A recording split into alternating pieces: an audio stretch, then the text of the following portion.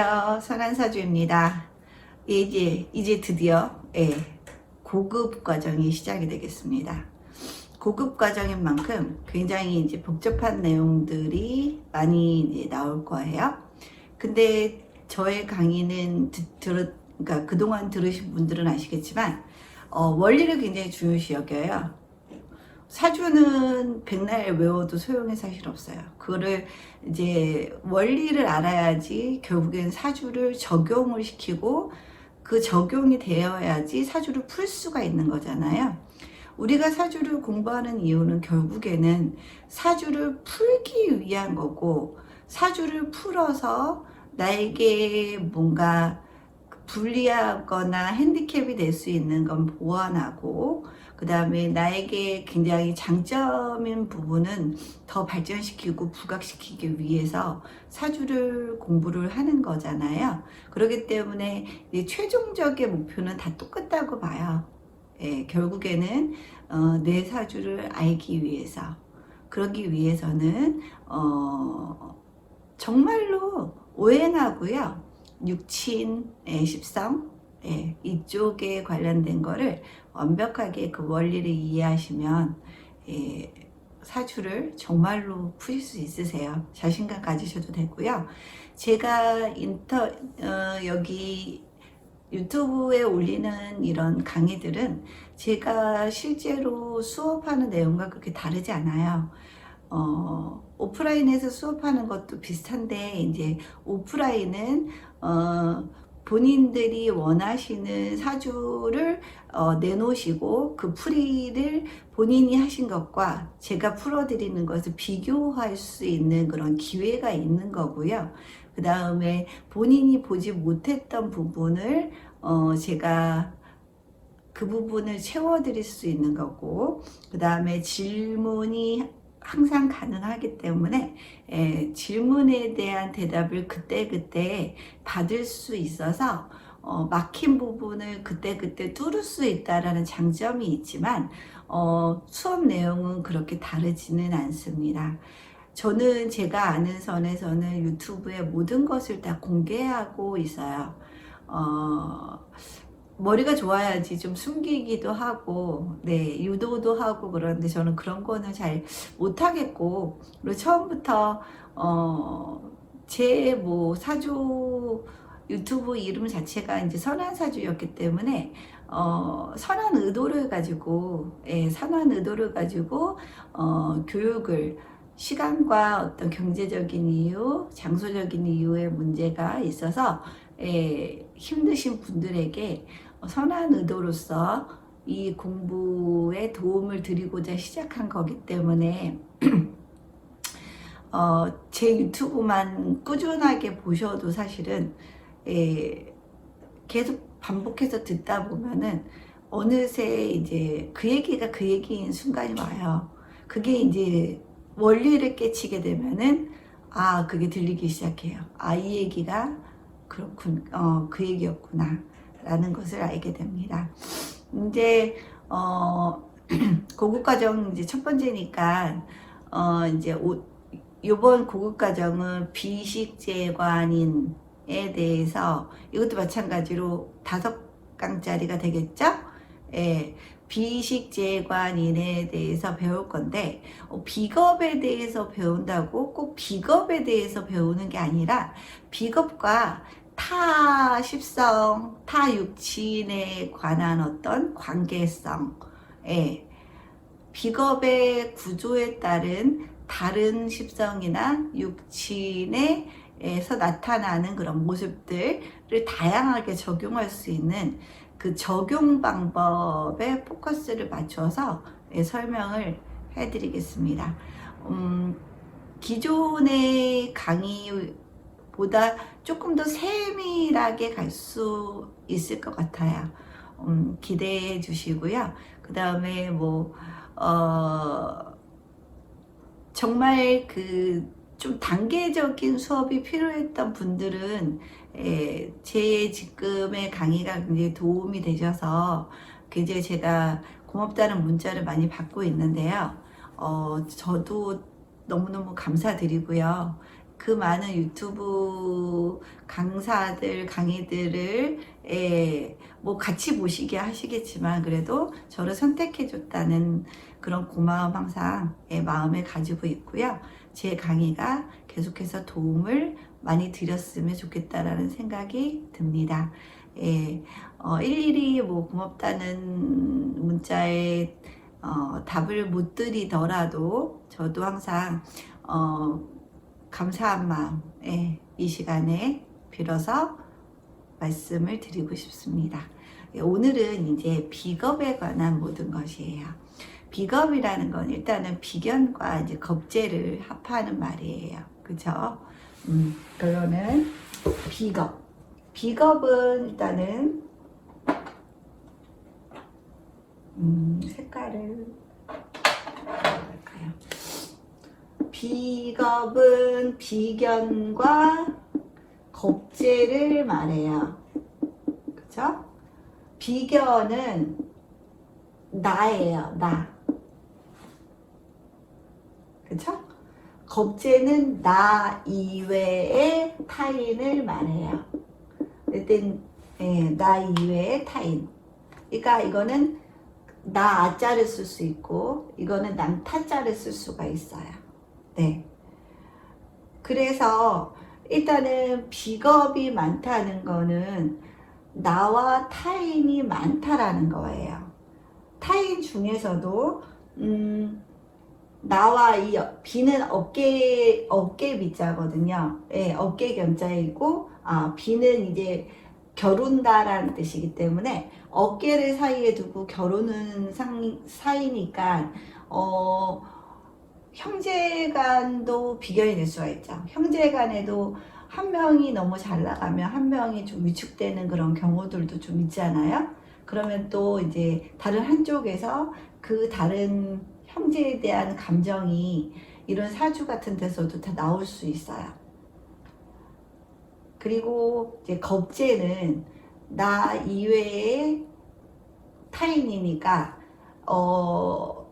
모든 나의 돈이나 나의 여자나 나의 뭐 직장이나 나의 직장에서의 타이틀이나 그런 것들을 함께 경쟁해서 겨루는 상대가 바로 겁재예요. 그러니까 겁재가 내 사주에 많이 있다는 거는 그만큼 경쟁할 일도 많고 경쟁할 일이 많다 보니까 스스로 내 안에 경쟁성, 경쟁 심리가 굉장히 발달했을 가능성이 상당히 높아요. 그래서 겁재가 발달하신 분들은 다른 사람들이 보기에 뭘 그렇게 죽자사자 달려드느냐라는 느낌이 들어요. 그냥 농담 삼아 한 얘기, 다큐로 받는 분들, 그런 분들이 보면 비겁이 좀 강하신 분들이 많아요. 자존심도 강하다는 얘기겠죠. 자존심이 강하다 보니까 상대는 그냥 가벼운 농담으로 하는 말들도 자존심이 상해서 그 다음에 갑자기 연락이 안 돼요. 전화도 안 와요. 전화해도 안 받아요. 그럼 비견이 삐진 거예요. 자존심이 상해서. 그렇게 보시면 돼요. 그래서 일단은 비겁이 강하면은 자존심도 굉장히 강한 거고, 그 다음에 경쟁할 일이 많다 보니까 내 안에 경쟁 심리도 굉장히 많고, 그 다음에 나와 어깨를 견줘야 되는 상황들이 자꾸 펼쳐지다 보니까 남을 누르지 않으면 내가 그 위치를 가지를 못하잖아요. 그러니까 굉장히 이기려고 하는 심리도 굉장히 강하죠. 그러니까 때로는 그게 이제 부정적으로 나타날 때는 그 이상한 논리를 펴면서 상대를 제압하려는 그런 경향으로 나타날 수도 있어요. 그러니까 비겁이 약한 사람들이 비겁이 강한 사람들을 보면 별것 아닌 거에 핏대 올리고 그냥 별것, 비겁이 없는 사람들은 그냥 내 거와 내 거가 아닌 것에 대해서 크게 욕심이 있거나 거기에 많은 에너지를 쓰지를 않아요. 내 것과 내 것이 아닌 거에 대해서 인정하는 삶을 살 수가 있는데, 비겁이 강한 사람들은 다 내 거여야 돼요. 그렇기 때문에 비겁이 없는 사람들은, 비겁이 약한 사람들은 왜 저렇게 힘들게 살지?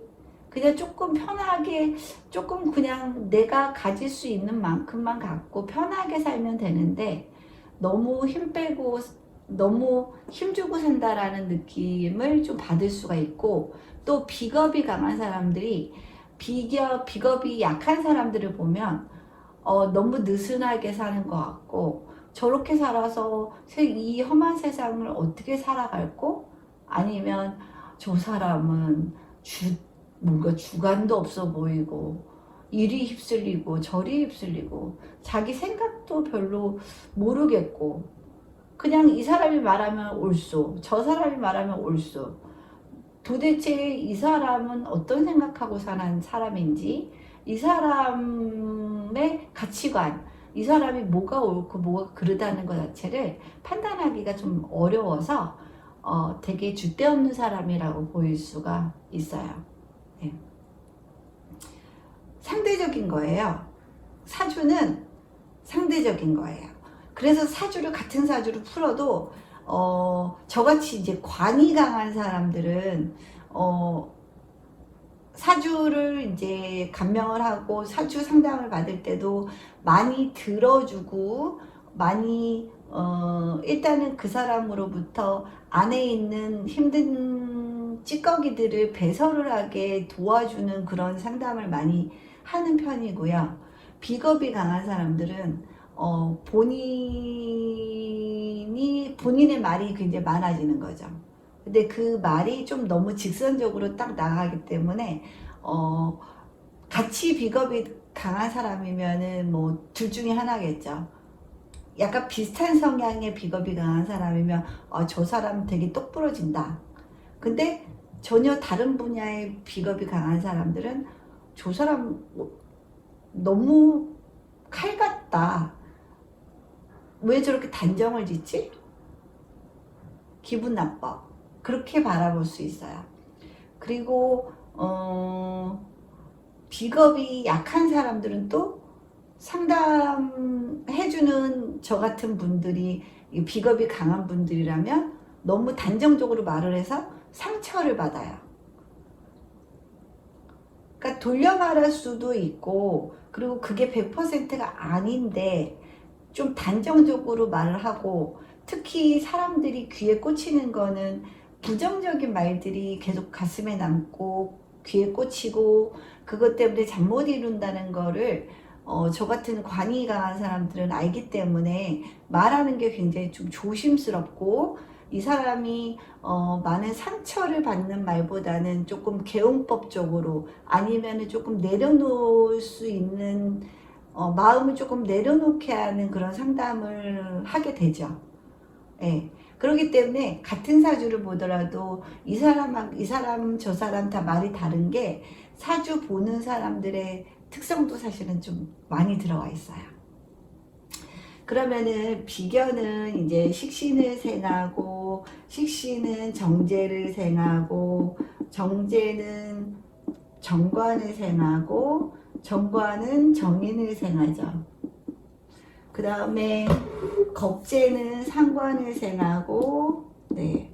그 다음에 상관은 편재를 생하고, 편재는 편관을 생하고, 그 다음 편관은 편인을 생하죠.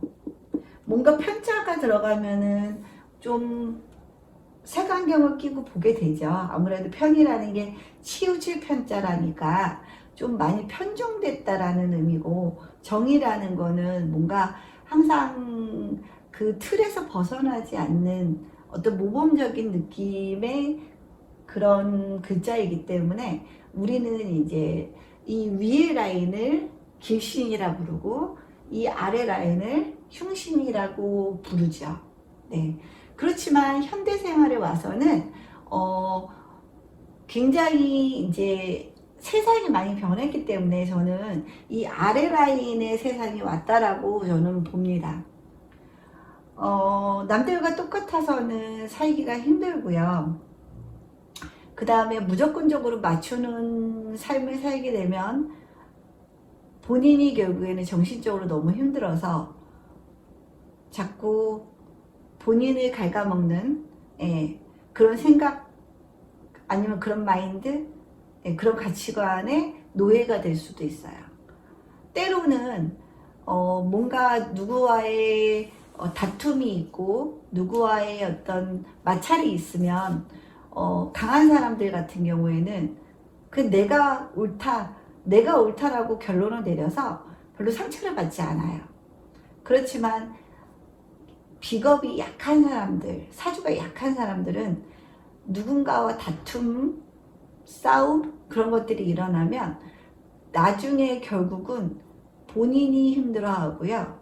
본인이 그 말을 왜 했을까? 그냥 그때 넘겼으면은 그냥 나도 좀 편하고 다툼도 없었을 텐데 하고 그 책임을 자기 자신한테 돌리기도 하고요. 그래서 그것 때문에 잠 못 이루는 생활들을 할 수 있어요. 그러니까 현대에서는 어찌 보면 좀 사주가 적어도 중화 정도는 되어야지 사람들과의 관계에 있어서 그 책임을 남에게 좀 떠넘김으로 인해서 자기가 좀 덜 힘들어지는 거죠. 그죠? 그래야지 내 일상을 유지하면서 갈 수 있어요.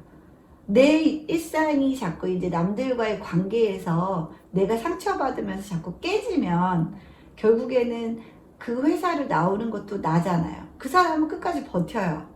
버티는 사람이 이기는 거잖아요.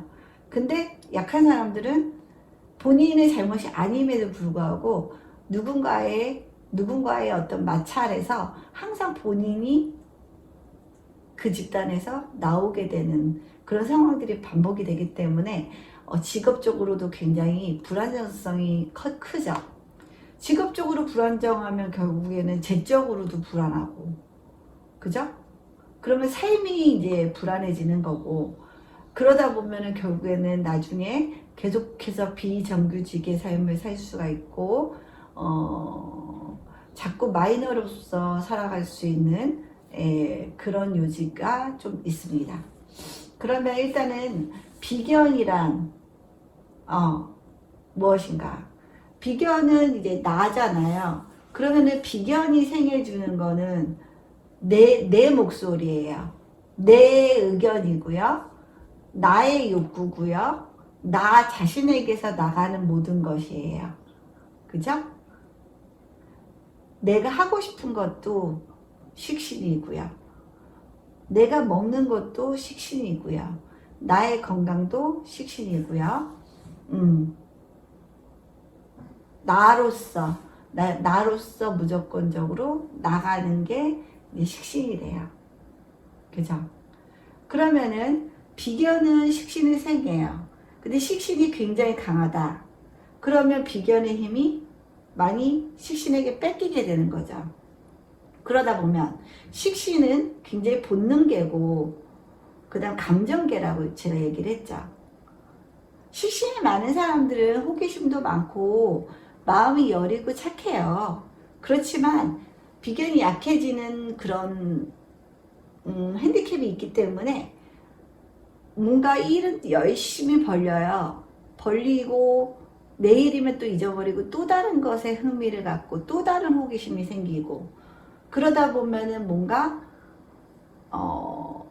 전문가가 되기가 좀 힘든 구조가 되겠죠. 근데 비견이 강하고 식신이 딱 위아래로 이렇게 딱 힘있게 있으면은 굉장히 전문가적인 그런 기질의 사주가 나올 수가 있죠. 식신은 아주 건강하게 적당하게 있으면 이건 또 전문가의 영역이기도 하거든요. 그러니까 결국에는 내가 강하면 식신이 적당히 있으면 전문가로서 한 분야로 올곧이 갈 수 있는 그런 역할을 할 수가 있어요. 그렇지만 내가 약하면 오늘 마음 다르고 내일 마음 다르고 오늘 하고 싶은 거 다르고 내일 하고 싶은 마음 달라요. 그렇기 때문에 호기심 천국이어서 하나의 올곧이 가지 못하니까 이것저것 하다가 이것저것 아무것도 안 되는 그런 모습으로 살 수가 있어요. 그러니까 비견이 약하고 식신이 강한 사람들은 한 분야를 집중적으로 타야겠죠. 근데 그 한 분야는 반드시 본인이 좋아하는 것이어야 돼요. 본인이 좋아하지 않는 거를 식신은 못 견뎌 해요. 감정계고, 예, 굉장히 이게 식신이 또 먹을 식자이기도 하고, 예, 굉장히 어떤 노는 요소, 음주가무의 요소도 될 수가 있거든요. 그렇기 때문에 식신이 너무 강하면 놀고 먹다가 남들은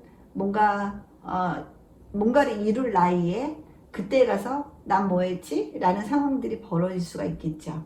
그렇기 때문에 비견이 강해야지, 강하고 식신은 딱 올곧게 딱 위아래 기둥으로 딱 있을 경우에는 전문가적인 삶을 살 수가 있고, 예, 반드시 식신이 강한 사람들은, 그런 자녀를 두신 분들은 그 자녀가 좋아하는 일에 매진할 수 있도록 도와주셔야 돼요. 네. 부모님의 의지가 아니라 본인의 의지로 뭔가 자꾸 버리려고 하면은 궤도를 수정해서 한 곳으로 올곧이 갈 수 있도록 부모가 역할을 좀 많이 해주셔야겠죠. 왜냐하면 비견이 약하면 식신을 뺏기는 힘이 많아요. 그러면은 인성으로부터 끊임없이 비견이 힘을 받아야지만 이 식신을 계속해서 잘 쓸 수가 있잖아요. 그죠?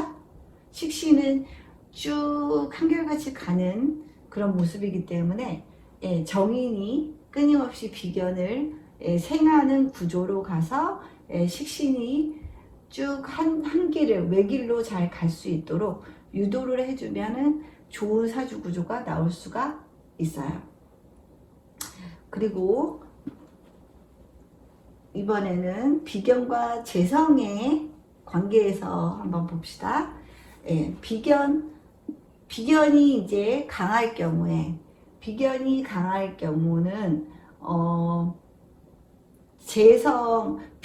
결국에는 이렇게 두 칸을 띄면은 제가 극을 하는 관계라 그랬죠?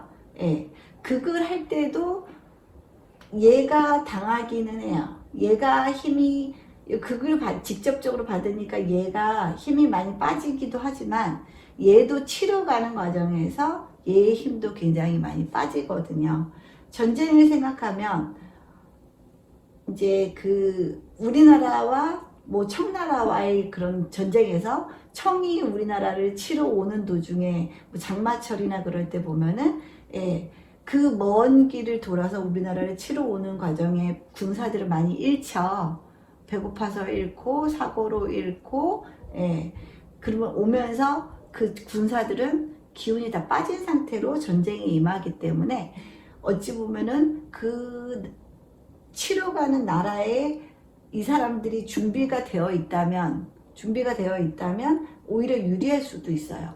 근데 이제 보통은 치러 오는 걸 모르는 상태에서 당하기 때문에 이 나라가 힘들어지는 그런 상황에, 전쟁에 피해를 많이 입을 수 있는 상황에 봉착을 하겠죠. 그렇기 때문에 일단은 비겁이 강하면 결국에는 여기서 10,000명이 출발을 했다고 봐요.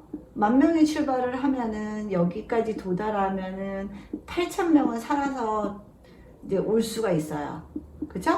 그러면은 이 나라를 전쟁 치러 와서 소기의 목적을 달성할 수 있지만, 비견이 출발을 100명이 한다고 봐요. 그럼 오면서 전쟁에서 이것저것 거리도 길고 추위와도 싸워야 되고 아니면 장마철이 걸리고 하다 보면은 각종 전염병이나 그런 걸로 인해서 여기 치러 온 나라에 나중에 보면 한 70명이나 그렇게 남아 있어요. 그러면은 그럴 경우에는 이 원래 나라에서 파견한 군사들이 더 힘이 남아 도는 상태고 숫자적으로도 더 우월할 가능성도 있죠. 예. 그렇기 때문에 비겁이 강해야지 이 재성을 제대로 내 것으로 쓸 수 있다라는 의미예요.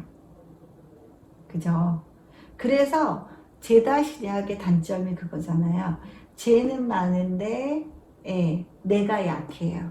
그러면은 치러 가야 되는 군사, 여기에 만약에 이 나라의 군사가 1000명이에요. 여기에 군사가 1000명인데 비견이 100명이 출발해서 70명이 도착을 했어요. 그러면 70명이 1000명을 감당을 못하겠죠? 그게 바로 제다신약이에요. 그럼 치료 갔다가 이 70마저 다 죽어요. 전쟁 가서. 그게 제다신약입니다. 그러니까 결국에는 제강신강하면은 가장 좋은 거죠. 그죠? 내가 한 10,000명 되고요. 여기도 한 8,000명이 된다고 봐요. 그러면은 포로도 한 8,000명으로 잡을 수가 있잖아요. 포로로 잡고 그 다음에 여기 있는 곡식을 약탈하려고 해도 여기 곡식이 많기 때문에 약탈할 수 있는 곡식도 많기 때문에 얻어지는 게 많다라는 얘기죠.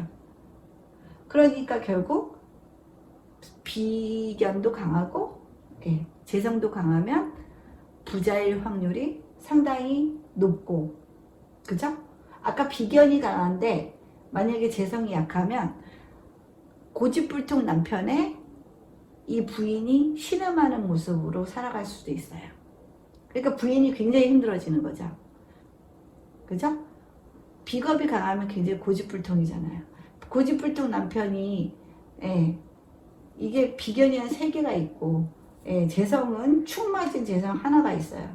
그럴 경우에는 이 부인은 굉장히 힘들어할 수 있고요.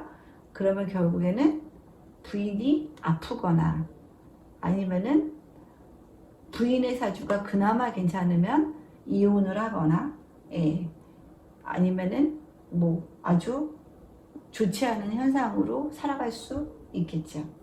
그죠? 이렇게 하니까 좀 이해가 쉬우신가요? 그 다음에 이제 비견.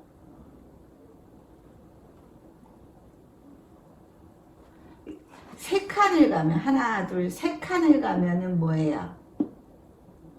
세 칸을 가면은 진짜 이렇게 하면은 이제 극을 하는데 이건 정말 주기로 가는 거예요. 살이라고 봐야 돼요. 살 거의 그냥 납작 엎드려야 되는 거예요. 납작 엎드려야 되는 거예요. 근데 봅시다. 회사가 굉장히 이제 큰 회사예요. 굉장히 큰 회사예요. 그래서 이 회사 입장에서는 들어오려고 하는 사람들은 뭐 줄을 섰어요. 엄청나게 줄을 섰어요. 그죠? 그러면은 여기에 다니는 사원들은 어때요? 내가 조금만 뭔가 결과물을 내지 못하면 낳는 파리목숨인 거예요. 언제든지 이 회사로부터 공고사직을 받을 수 있는 입장이 되겠죠. 그리고 이 비견은 어때요? 덜덜덜 항상 떨고 굉장히 열심히 일할 수밖에 없겠죠. 안 잘리려고. 관의 힘이 너무 강하니까 자기가 이 관에서 버티려면 이 관은 나 아니어도 수두룩 빡빡 굉장히 들어오려는 사람이 많단 말이죠. 그러니까 죽어라 일하다가 정말 과로사할 수도 있는 그런 구조가 되는 거죠. 그러니까 비견이 약하고 관이 강한 사람들은 그렇게 버티다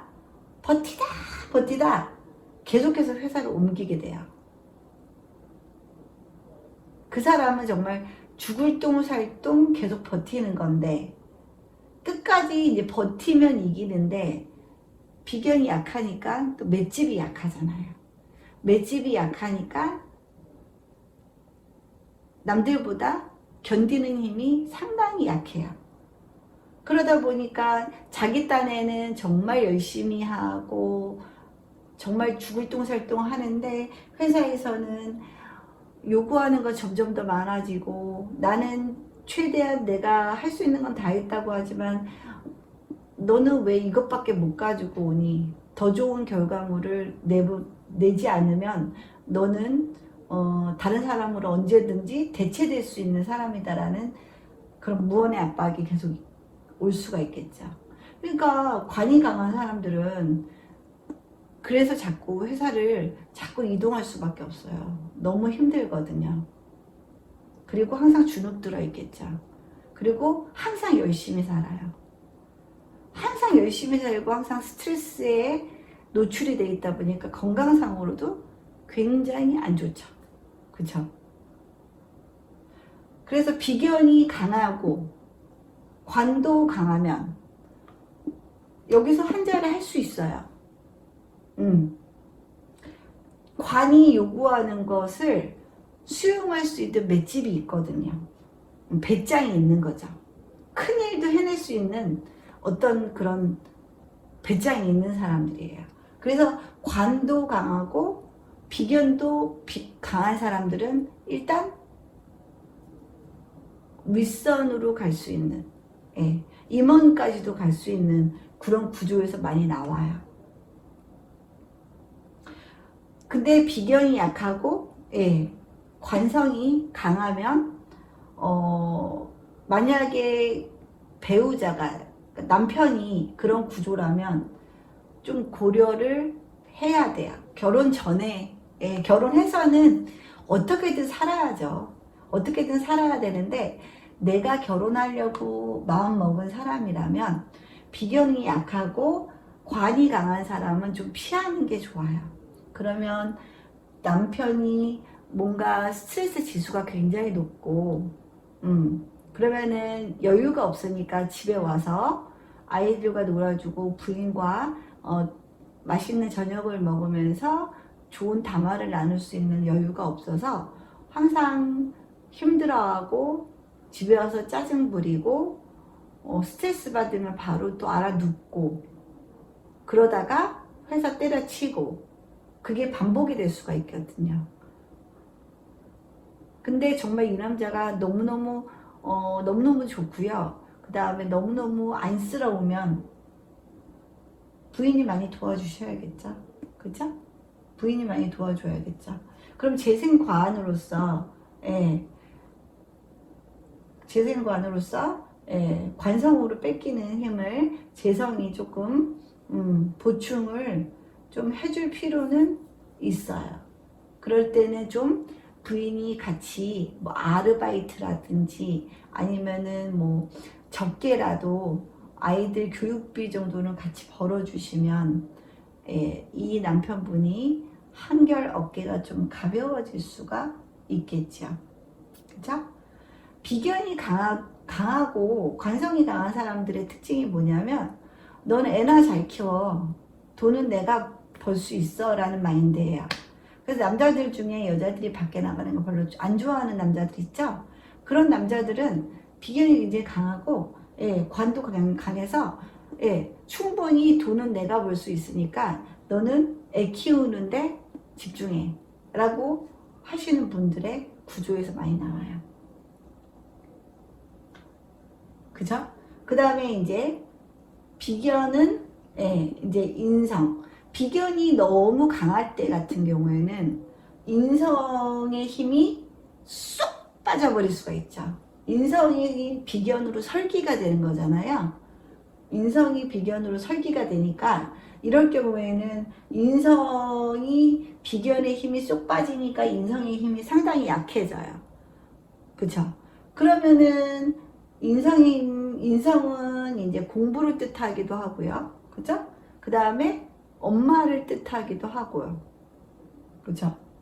그러면은 공부적인 부분에 있어서 힘이 좀 빠지니까 공부를 안 할 가능성이 높고, 그 다음에 엄마가 너무 많이 설기가 되고 있는 상황이라 엄마의 건강이 많이 안 좋을 수도 있고요. 그 다음 엄마 입장에서 보면은 엄마가 강한 형태라면, 엄마도 강한 형태라면 엄마의 식신이 굉장히 강한 거잖아요. 엄마 입장에서는 비견이 식신이 되는 거니까. 그죠? 엄마가 강할 때는 이제 식신이 강해져서 엄마도 굉장히 활동적인 엄마라고 볼 수가 있지만, 비견이 강하고 인성이 약하면 엄마가 활동력이 좀 약한 엄마인데 비견을 생한이라고 골골골골 힘든 노모의 모습으로 볼 수가 있을 것 같습니다. 그러면은 지금은 이제 십성 위주로 많이 설명을 했는데 육친으로 한번 다시 봐볼까요? 육친으로 보면은 비견이 강할 때, 비견이 강하면 밀어주는 식신의 힘이 굉장히 강한 거죠. 그러면은 여자 입장에서 식신은 자녀, 남자 입장에서 식신은 친정이니까 뭐라 그럴까요? 장모님, 퉁쳐서 이제 이쪽 장인어른까지 다 그렇게 말하기도 해요. 그러면은 비견이 강하면 식신을 생해주는 게 굉장히 강하기 때문에 장모님에게 굉장히 잘하고, 그 다음에 엄마가 굉장히 자녀에게 끊임없이 주는 그런 모습인데, 본인이 강하니까 끊임없이 줘도 지치지 않는 거죠. 지치지 않고 식신을 잘 키울 수 있는 그런 환경이지만, 비견이 약하다. 비견이 약하면 자식 키우다가 병나는 거고요, 엄마가. 그죠? 그 다음에 비견이 약하면 자기도 힘들어 죽겠는데 무슨 친형까지 챙겨요. 그죠? 장모님에게 뭔가 처가에서 뭔가를 받아오길 바라겠죠. 그런 남자들은. 그죠? 장모님에게 뭔가 내가 내어줄 힘이 없어요. 그래서 처가 어려우면은 자꾸 처가에서 뭔가 좀 받아오라고 하는 남자들 있죠. 그런 남자들은 딱 그런 구조겠죠. 비견이 약하고, 그럴 경우에 식신이 강할 경우에는 오히려 식신에게서 본인이 뭔가를 받고자 하는 그런 심리가 나올 수 있습니다. 그리고 이렇게 비견이 강해서 식신이 강한 경우에는 결혼하고서 자녀한테 여자분들은 올인하는 경우가 상당히 많잖아요. 자녀분에게 올인하기 때문에 상대적으로 자녀한테 너무 올인하면 또 남편한테는 소홀할 수밖에 없잖아요. 그러면 결국에는 식신이 이제 매우 강해졌단 말이에요. 그러면은 결국 식신이 관을 치는 그런 모습으로 갈 수가 있겠죠. 그렇죠? 식신이 관을 치는 모습으로 갈 수 있기 때문에 결국에는 이 여자분은 자녀 키우느라고 남편에게 좀 무관심하거나 신경을 덜 쓰기 때문에 남편 입장에서 보면은 상당히 기분이 나쁠 수도 있어요. 포용력이 있는 남편이라면 괜찮지만 남편도 막 인성이 강해서 막 뭔가 나 좀 받아줘, 나 좀 바라봐줘 하는 남편이라면 이혼 확률이 높은 거죠. 그러니까 내가 강해서 내 힘을 식신에게 쏟았어요. 그럼 식신은 나에게서 나오는 모든 에너지예요. 그러면은 식신이 굉장히 세면은 내 입김도 세다고 볼 수 있죠. 내 입김이 세다는 거는 남자들이 제일 힘들어하는 여자들이 좀 강성인 여성분들을 힘들어하잖아요. 말 좀 강하게 하시고 말도 좀 많고 말을 해도 좀 잘한다 보다 항상 너는 왜 그 모양이냐, 그것밖에 못하냐, 더 못하겠냐, 그렇게 나오시는 분들이 계시잖아요. 그런 식신을 쓰실 경우에는 이혼의 확률이 상당히 높아요. 그래서 비견이 강하시고 식신이 강하신 분들은 좀 어찌 보면 이혼의 아이콘일 수도 있거든요. 그런 사주 구조를 가지고 계시는 분들은 자녀 어차피 굉장히 자녀에게는 신경을 쓸 수 있는 구조이기 때문에 남편을 의식하고 사는 삶을 좀 사셔야 돼요. 남편이 안 그러면 소외되는데 자식밖에 안 보이기 때문에 남편이 소외되고 있다라는 그런 의식을 못하고 살아요. 그러다가 어느 날 갑자기 남편이 본인을 너무 인정해주고 다 품어주고 다 이야기를 들어주는 외부에서 그런 여자를 만나면 이 남자분은 외로움도 해소가 되고 자기 존재 가치도 느끼면 이 남자는 흔들리겠죠. 그죠? 흔들려서 뭐 바람이 나거나, 그죠? 아니면은 계속해서 흔들리는 마음을 바로 잡으려고 해도 계속적으로 흔들리는 거는 기정사실일 겁니다. 남자들이 생각보다 굉장히 우쭈쭈 해주는 거 굉장히 좋아하는데 괜히 겉으로만 강한 척 하잖아요. 그쵸? 우쭈쭈 해줘야 돼요. 예, 남자들도 우쭈쭈 해줘야 돼요. 그러면 그게 다 나한테 와요. 결국 그게 관인상생이잖아요. 그쵸? 남자가 내가 남편을 공경하고 굉장히 남편에게 힘을 주고 뭔가 의지처가 될 수 있으면 남편이 계속적으로 나에게 식신의 행위를 해요.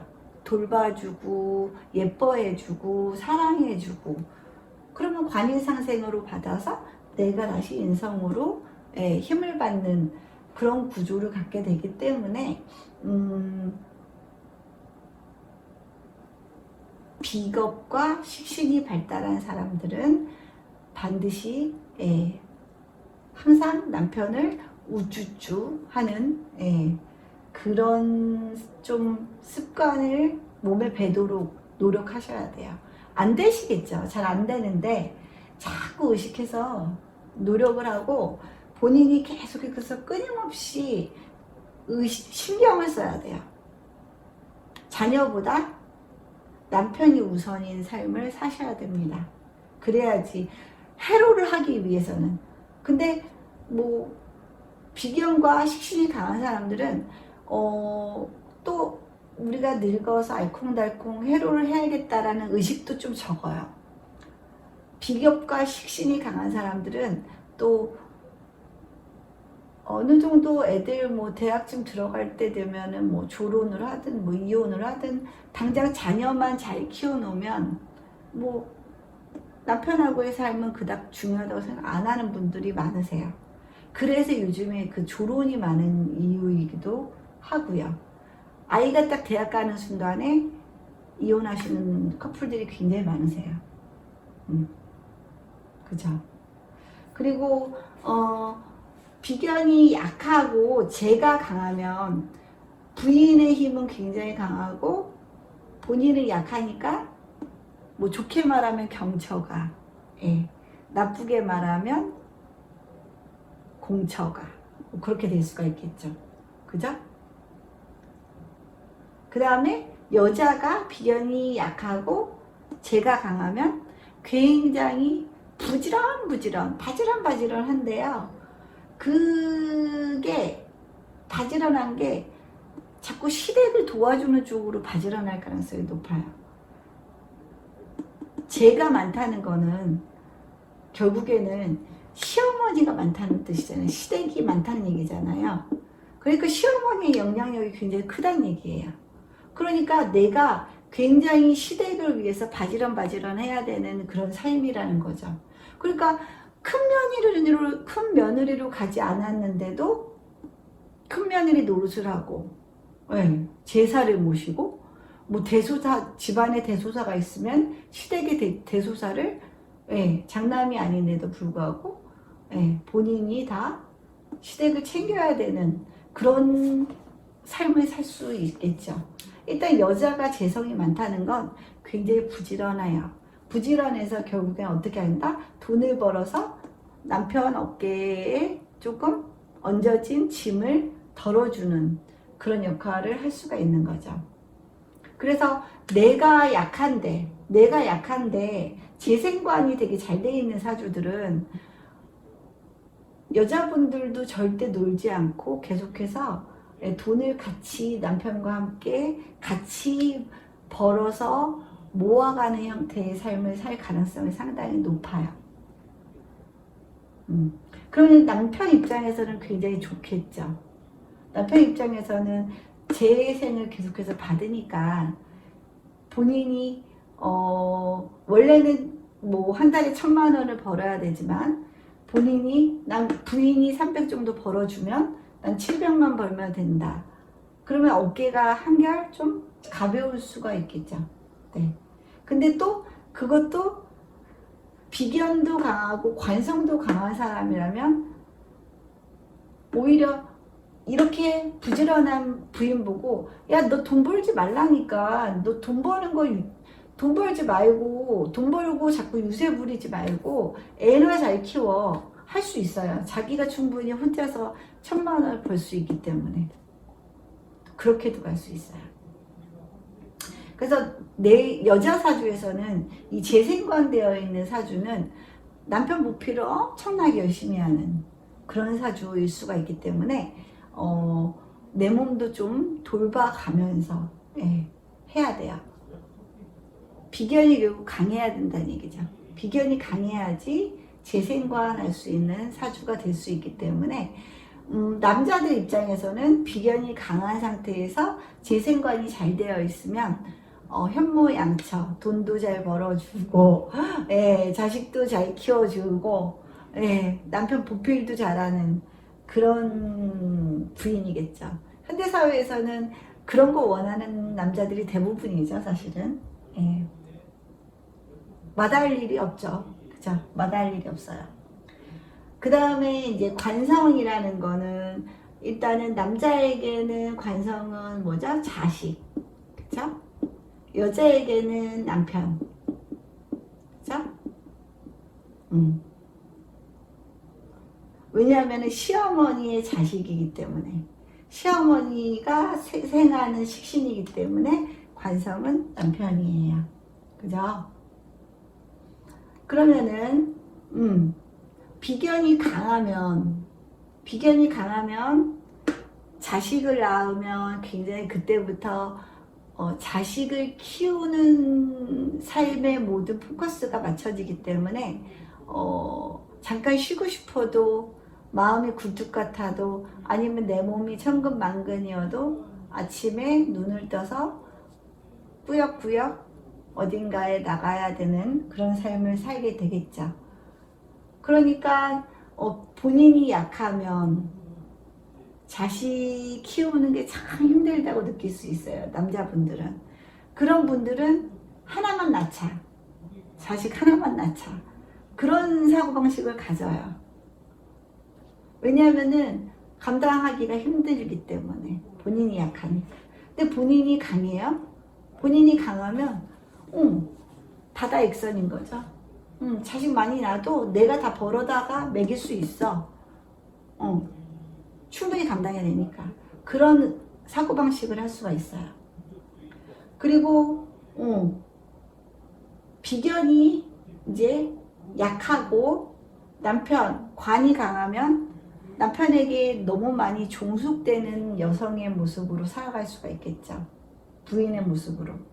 그러면 부인의 운신의 폭도 적고요. 그 다음에 남편 폭도 적을 가능성이 많겠죠. 본인이 지금 너무 약한데 관의 침입을 또 받는 거예요. 그죠? 그러면 죽을 맛인 거죠.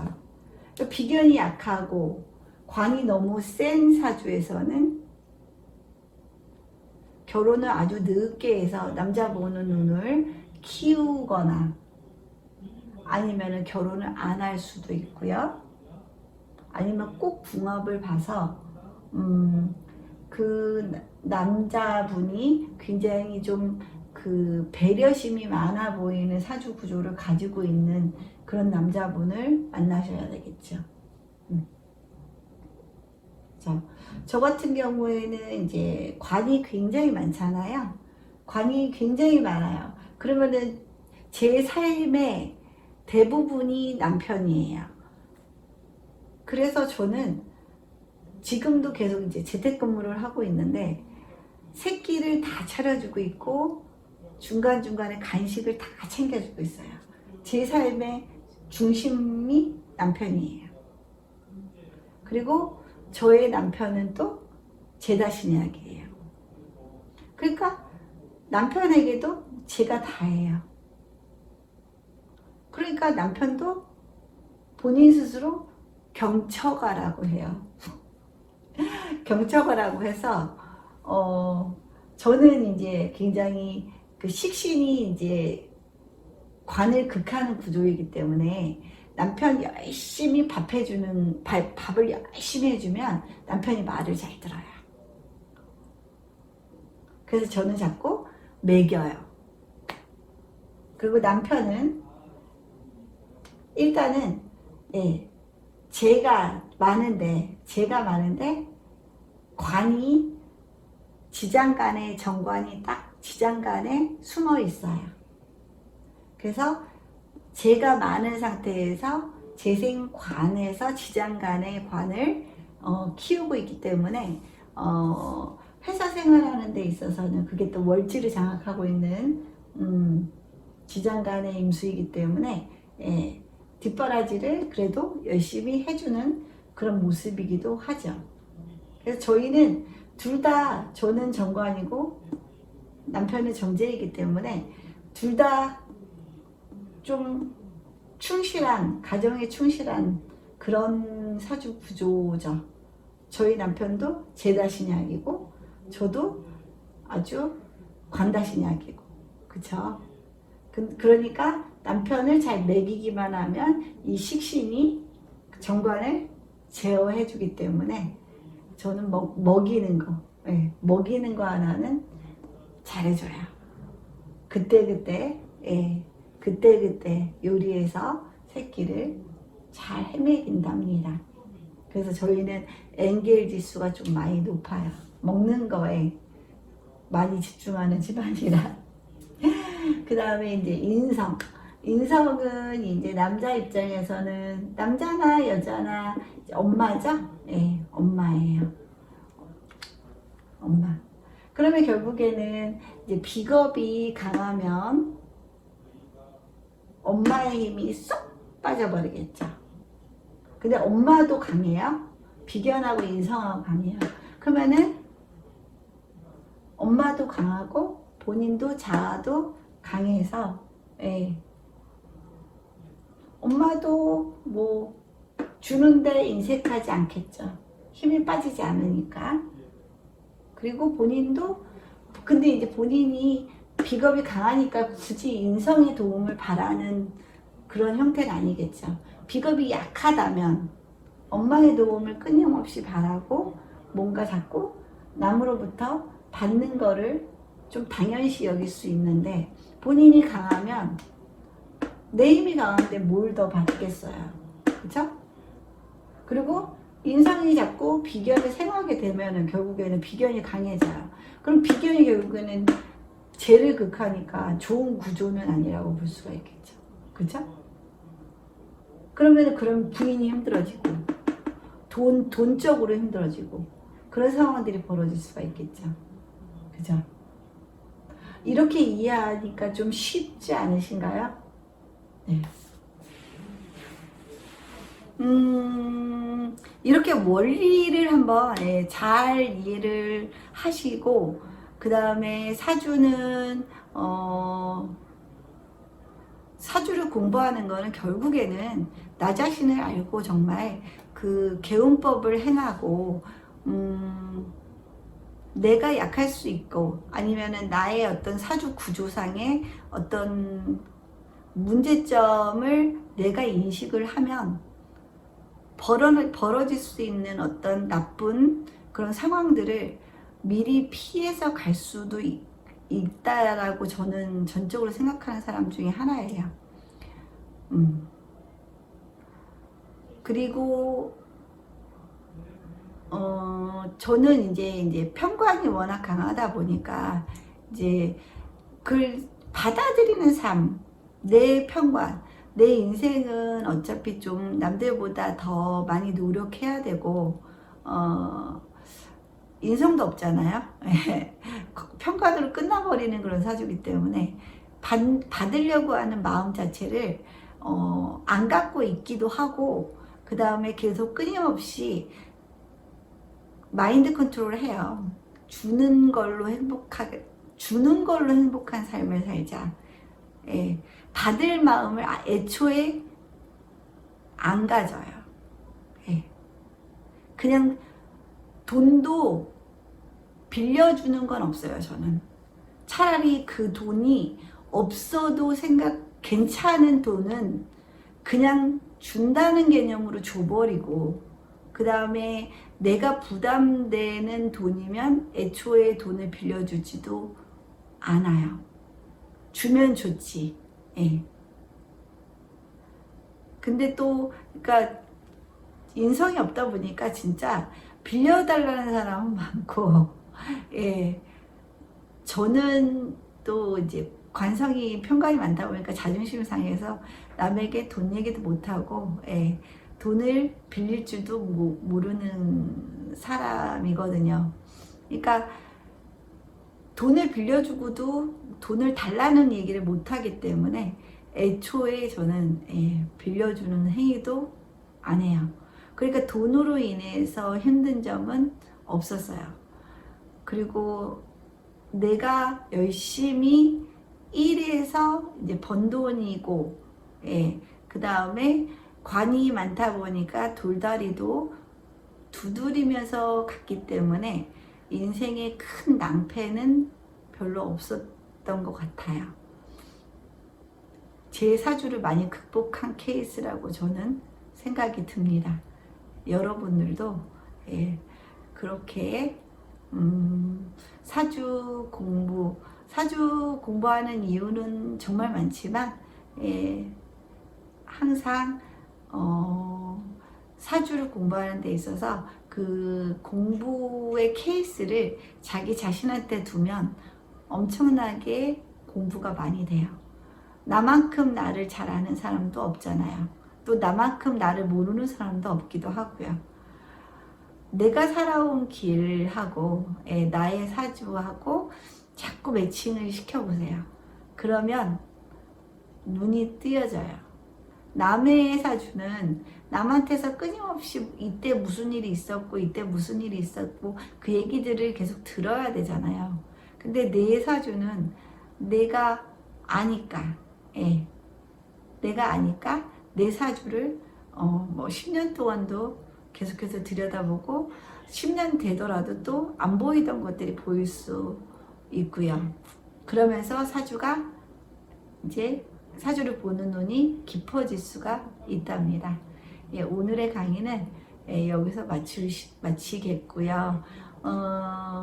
이 고급 강의 5강 하고 그 다음 실전 강의는 이제 여지껏 고급 강의까지 했던 것들을 총망라해서 그걸 기반으로 실전 사주를 푸는 연습을 할 거예요. 그것도 5강 계획하고 있으니까 잘 따라오시면 이 기회의 실력 향상은 제가 좀 보장해 드리겠습니다.